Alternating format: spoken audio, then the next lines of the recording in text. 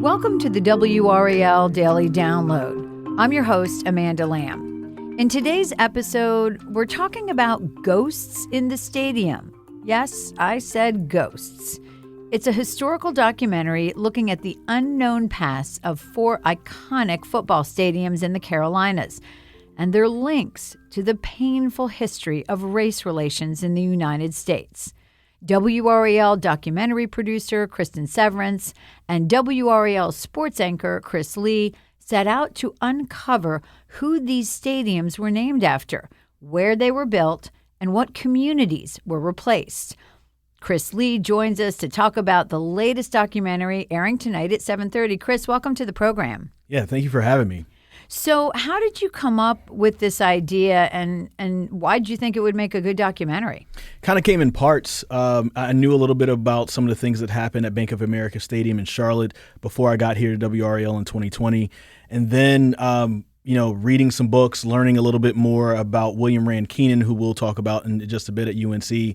But the thing that really set it off was last year when I had to go to Clemson to cover NC State at Clemson and seeing what they have there and the history of what went on at that stadium. I was just like, there's something there. And so we have to put it all together. And this is something that's bigger than just a minute and 30-second long package. Absolutely. And I'm sure this is a lot of history that a lot of people aren't aware of. So what stadiums are profiled in the documentary? Keenan Memorial Stadium, where the UNC Tar Heels play. Carter Finley Stadium, where NC State Wolfpack, where they play.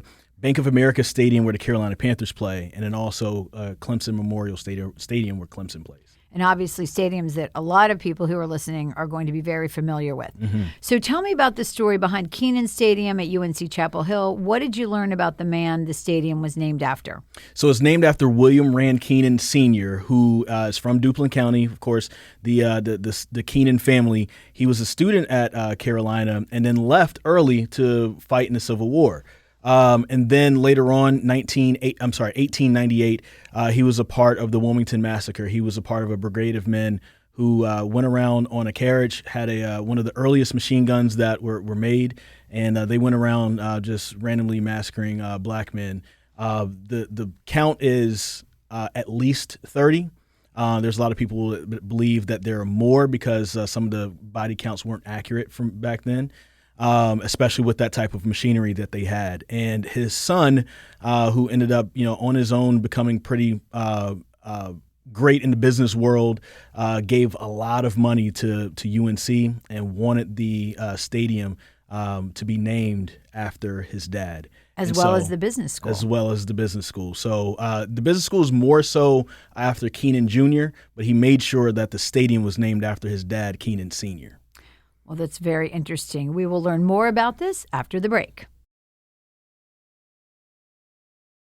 Welcome back to the WRAL Daily Download. So what happened when the story broke about William Rand Keenan's involvement in the Wilmington Massacre back in 1898? Yeah, it broke, I want to say 2017 or 2018, and an NBC Sports reporter came up with the story, and he was able to find the information that pretty much was just hiding in plain sight, right, about William Rand Keenan and who he was. And so that story comes out, and it basically kind of outlines what his life was and his involvement was in that massacre.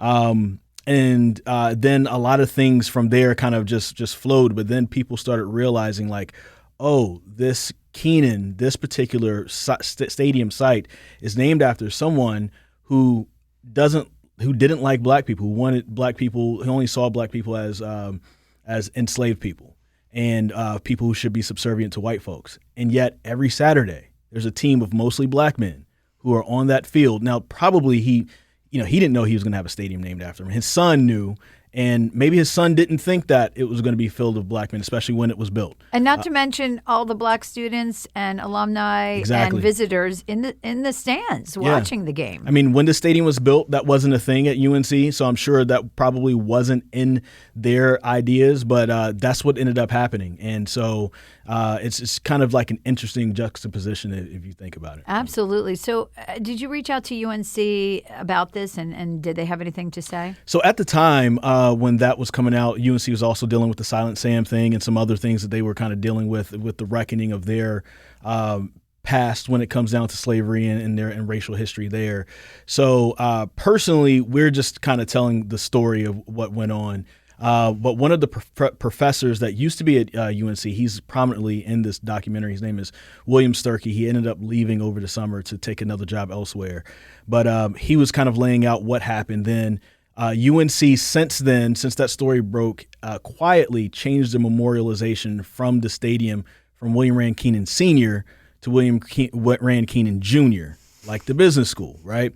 But it's still the same name, and the original intent was to be after senior. Absolutely. So what do you hope that people will get watching this documentary?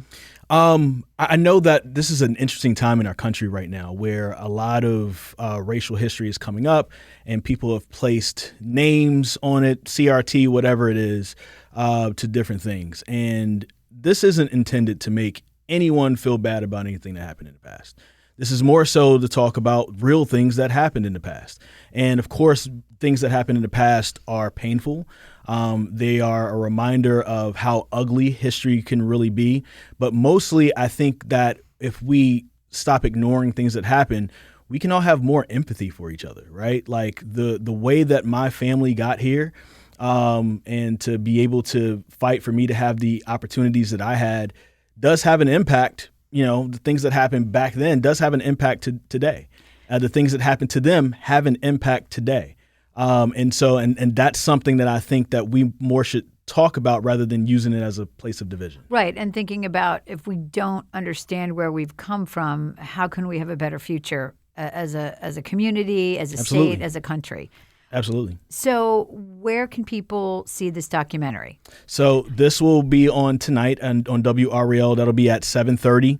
And if you happen to miss it, then of course we're all digital. So you can watch it on YouTube, WRAL.com, and also the WRAL app.